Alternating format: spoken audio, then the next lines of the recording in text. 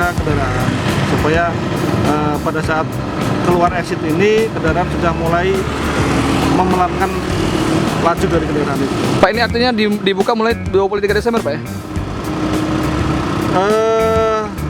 Kalau hasil dari pembicaraan kemarin dengan Kakor Lantas, kemungkinan akan 23, tetapi kita akan mengikuti operasi lilin daripada pihak kepolisian. Oh iya, sepanjang itu Pak ya?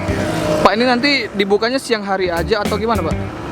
Kalau kemarin kami sebenarnya mintanya sampai jam 6 sore, tetapi permintaan dari Kakor Lantas akan dibuka sampai 24 jam Pak? Permintaannya. Nah berarti kalau malam hari untuk penerangan sudah siap Pak ya? Kalau penerangan, kami tidak menyediakan penerangan.